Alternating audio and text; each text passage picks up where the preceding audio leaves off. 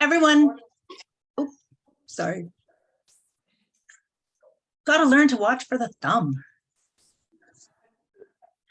Everyone has a story, or better yet, we are a whole lot of little stories, all woven together, creating the humans that we are today. One of the many lovely things about our Unitarian Universalist communities is that when we gather together, we begin to know one another's stories. And during the listening and the sharing, we often learn as much about ourselves as we do about the other person.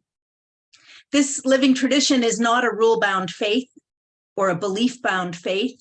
It's an invitation to meet and to shape our understanding of the world in collective ways. We puzzle out challenging things together, knowing that more minds are better than just one, especially when we're struggling to make sense of something on our own. We are meaning-making people, never static, never done. Today, we're reflecting on the ways we collect stories that make us who we are, and we're asking if, once we take on an understanding or a belief, does that mean we're stuck with it? And if our understanding feels stuck, if a belief or idea is painful or holds us back, how can we change it? Our stories are powerful things. Whether they're handed down or created anew, they shape our identities, our relationships, our experiences of one another, and our understanding of life. We might cook the stew the way our mother always made it, and her mother before her, maybe even in that same old enameled roasting pan. Or we might make a point of not doing it that way. Or we didn't know our family, and everything we do is like breaking new ground without the gifts or the burdens of memory. Our beginnings have already shaped us. The people, places, and things that filled our world in earlier years are more than a background, they're our foundation. And all of these elements came together to mold who we are, along with our beliefs, ideas, and the ideals that we carry and maybe wrestle with throughout our lives. We hold the stories of our childhood, the parts we remember and the parts we were told, and we add new tales throughout our lifetimes, confirming or changing or challenging our understanding of the world and how people work. The shaping is continuous. Full spectrum of good and bad and indifferent and neutral, meeting in the middle and pushing us toward one understanding or another. It's the song that doesn't end. And it's so important to remember that stories are not set in stone. We are not stone. We are also a living tradition, carrying the past while forging new understandings and making new meaning as we grow. But it can feel that way sometimes, like we're stuck or burdened by our history, that we're stuck or trapped in the ways of our surroundings. We not only live our stories, but we tell and retell them, reinforcing their hold until we get some kind of transformative information, or we realize that something needs to shift and we go looking for help. It makes sense that we settle into our stories of ourselves and are somewhat resistant to change, partly because it's comfortable and reassuring to have made some sense of life and of people. Hopefully we like who we have become and we trust our ways of knowing and being in the world. It's a logical progression, information in, conclusions made, patterns set. But our patterns don't always serve us. I'm sure everyone in the room today has at least one story they carry about themselves that causes some pain or discomfort. It might be true in the sense that something actually happened, but not necessarily true in the conclusions that we formed. How we felt at the time, like insecure or frightened, might have led to a conclusion that we are anxious or weak, when in fact, feeling insecure or frightened was a healthy response in that moment. Or the memory we carry could be an outright lie, told to us so many times by outside voices that it became our inside voice. Things like, "You're no good with money," or "You are an athlete and your sibling is the smart one," or "You're a lousy dancer or artist or singer," or you're a rule follower, or you're a rebel, or you were a difficult child. Psychologists call these limiting beliefs stories that we've adopted as our own that can get in the way of us trying new things, or taking chances, or enjoying something, even if we aren't an expert or never intended to be. How did we get that idea that you shouldn't do things unless you can do them well? And by well, I mean by our families or our teachers or our bosses or our culture's standard of the ideal.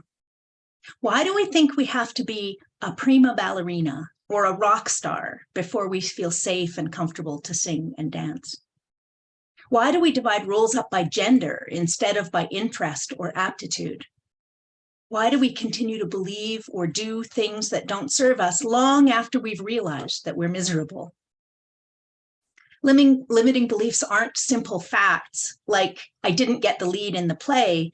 They're more conclusion than fact. Like after you didn't get the lead role, you determine that I'm not any good at this, or I'll never succeed at that, or people like me don't get to be whatever it is you want it to be. And that belief creates a limitation, like, so why would I even bother trying again? Or the fact could be, my parents separated when I was 5, and the belief could be, it's my fault. If I was a better kid, that wouldn't have happened. And the limitation evolves into, I need to make everyone around me happy so this doesn't happen again. Or people don't stay, so I can't trust them. The fact, or the part of the story that we know, is assigned some kind of blame. Like it's my fault, or people aren't trustworthy, or if I didn't get the role, I must have no talent. That's the belief. Now we know as UUs that we get to determine our own beliefs. We don't have to follow a prescribed set of instructions or some holy guidance that's going to tell us who we are or what to do. We need to work it through for ourselves and with others to find the meaning in life. But our defense mechanisms kick in, and we don't want anyone to know our flaws, or we make ourselves smaller, thinking that that will make people like us or stick around. When in fact, longevity in all things comes from both commitment and honesty. Commitment to a reasonable ideal, like you may not be a Hollywood actor, but you could live your joy by participating in community theater or in the church talent show. And honesty, like where we're willing to admit that we may not know the whole story and might have jumped to conclusions, and learning to reset when necessary. So here's a personal example. When I was about 10, my dad made a joke about my singing. I had just been to the Jonathan Livingston Seagull movie and was so excitedly telling my mom that she would know the musician. She loved Neil Diamond, but I couldn't remember his name. And my mom said, just hum a few bars, honey. And my dad just casually tossed off a little chuckle and said, well, you still won't know what the song is. I blew it off, I thought. It didn't really seem like that big a deal at the time. And then I didn't sing around people again for nearly 20 years. I wasn't somebody who typically reacted in that way. I didn't really even notice when it happened, not for years. But some part of my childhood brain took that one casual tease right to heart and shaped me. I was a person who didn't sing, not out loud anyway. The fact was, my dad teased me about singing. The belief was, if he said so, it must be true, so I'm no good. And the limitation became, I don't want to be embarrassed, so I'm not going to sing where anyone can hear me. So where's the power in this equation? Are we victims of our experiences? I was a kid. It was a little throwaway ribbing that nobody really noticed at the moment. I don't remember choosing not to sing. I just stopped. It almost seemed like not singing happened to me. without me having any say in it. Now, before you feel too sad for little me, I'm happy to say that this has been effectively remedied. I'm not an especially strong or confident singer, but I sing everywhere I go, all through the day. When I realized, yay, I love the waving. When I realized that I was unhappy in this situation and wanted to remedy it, I found a safe group of women who were gathering, not in public, to sing together, and I found my voice. This happens in our churches all the time, in our choirs for all voices and abilities. People find a safe way to rewrite an old story. Years later, I even joined a choir for people who are convinced they cannot sing, not because that was still my belief at the time, but it matched my choral experience. And I learned to follow music, and I sang with a whole bunch of strangers and even performed publicly a few times. I was able to change the story. It's not entirely gone. It left a small little tattoo on my heart, but it doesn't hurt anymore. It's a memory now, not a prescription. But the biggest gift of this experience came even later, when I realized with a confidence I hadn't known before that when something is hurting me, I have the power to change the way I perceive it. It's just one small example of the invisible impacts we have on one another's lives. And I'm not sharing it as a warning, although it is important to be aware of our impacts on other people, but rather I'm sharing it to make a hopeful point. It's not too late. Whatever has hurt us and whatever holds us back, whatever has shaped us in ways that close doors or limit our confidence, it's not too late to transform. We can be injured or surprised or take someone else's actions like leaving, or judgments like criticizing us, like a dagger to the heart, and craft a story that holds us in that injury. And when we identify our stuck and wounded places, we can take the time to shift our understanding, to weave a new, kinder story, to recognize that we've been held in some old way of being, and maybe it's time for a fresh, more generous way of seeing ourselves and others. My parents were good people. They loved me. We all make mistakes, and singing makes me happy. Was I going to stick with the old story, or was I ready and willing to craft a new one? Another way we hold ourselves back is by believing that we don't know the answer, that we don't have the complete story, and forming our identities out of incomplete information. Like, why did one parent leave the family and never look back? Or how do we understand where we came from if we don't know anything about our heritage and culture? Or how can we move forward and be happy if we haven't made amends for some harm we've done in the past? What can we do with this kind of incomplete history? The simple answer is that we do the best we can with what we have. And if it's available, we lean on one another. We might never know the answers to some of our big questions, but that doesn't mean we are incomplete. There may be injuries that need healing, like the belief if I'd have been better, my parent wouldn't have gone away. Our adult self can reason that this is not true, but our childish memories need attention and support for the resolution. We can't talk ourselves out of feelings, but we can feel our way through them and then continue our journey without that same kind of memory burden. And this works well in group settings too. And once you start looking for limiting beliefs, you'll notice them all around you, in yourself and in others too. Collectively, as a Canadian faith tradition, we experienced a trauma a few years back when we sent a delegation to the Unitarian Universalist Association, under whose umbrella we operated at the time. All of our congregations at that time were members of the UUA, and the Canadian Unitarian Council had a very limited and specific role. The delegation went to express concern that our shared resource materials were all US-centric and not Canadian enough. We didn't see ourselves in the stories that were being used for growth and learning.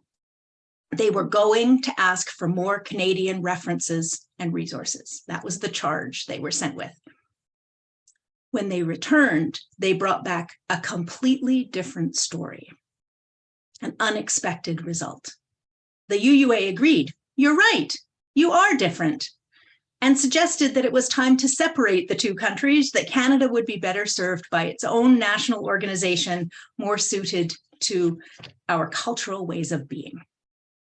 And when I say suggested, it wasn't really a suggestion. A decision was made that it was time for Canadian UUs to become our own independent identity and organization.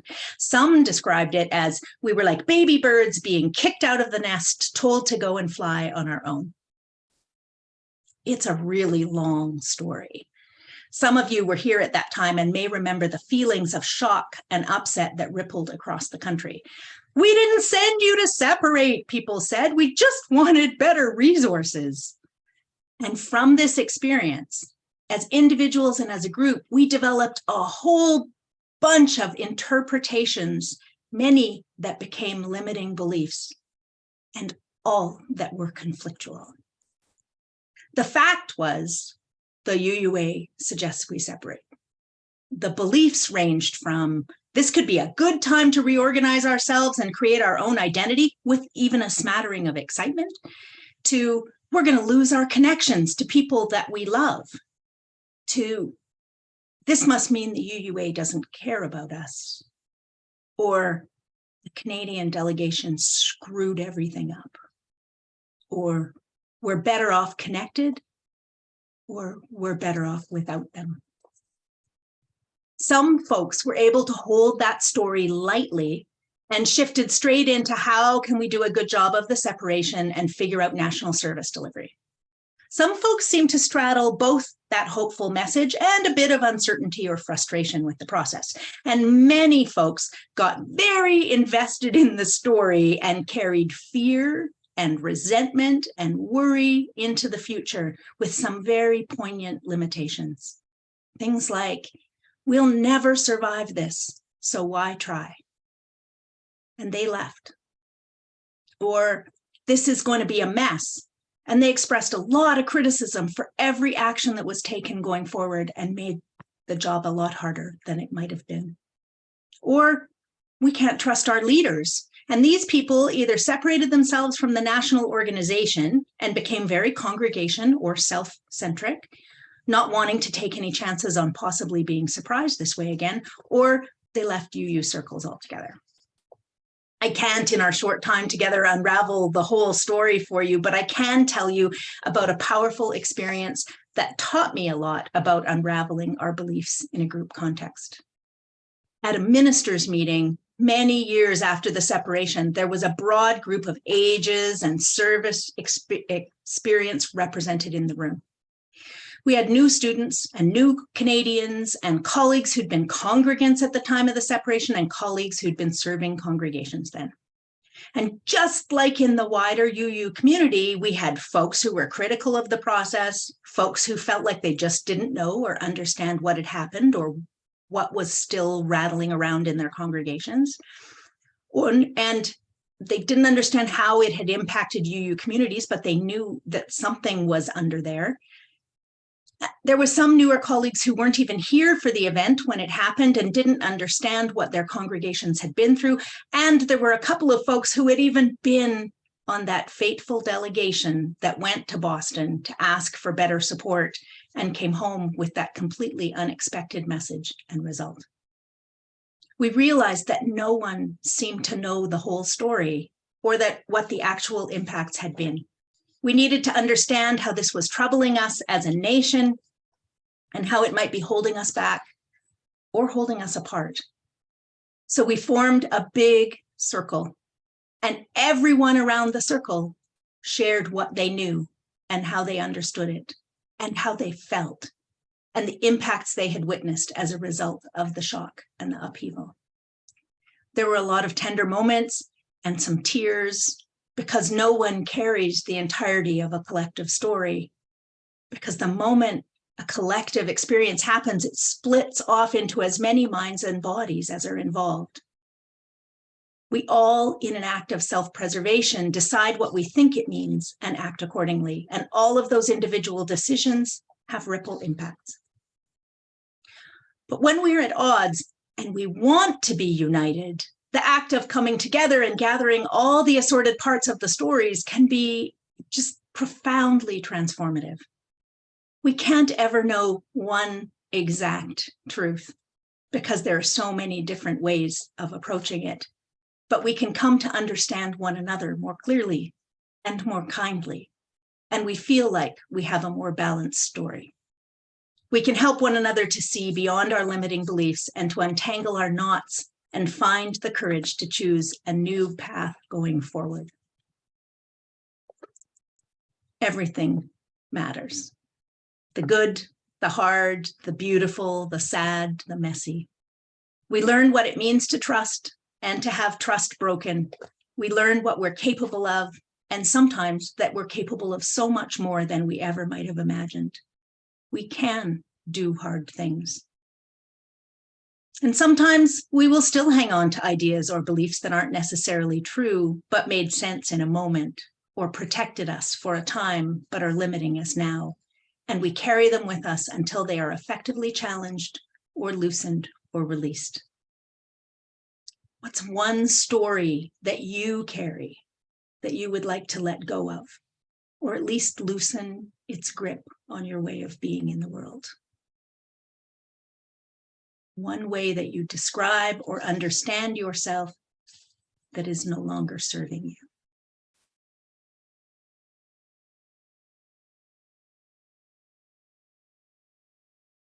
When we sift through our stories and take them on and stretch and grow with them, things can change. You've lived through many changes in your lives and in your congregation. You've witnessed what change is like, and you know both the comfort and the frustration that can exist when things remain the same year after year. Collectively, you have an important gift in those personal and institutional experiences for stepping back from the center and seeing multiple perspectives, for remembering what worked in another time, and for the ability to notice during a challenging situation that, oh yes, we've struggled with difficult things before and we survived. We'll figure this out as well. Your stories, while sometimes challenging, are also your superpowers, and they can be your gifts to one another and to the generations that follow. By sifting through our stories, less for the facts and more for the growth and lessons, we can tease out the wisdom and practices that will help the reorganizing of a just world, the future of a thriving congregation, the possibility of a life characterized by peace and love. Collectively, we can nurture what is good in each of us and in the world, because the story isn't over. And this is the moment to loosen the hold on our old barriers, opening the gates of hope and transformation. Blessed be.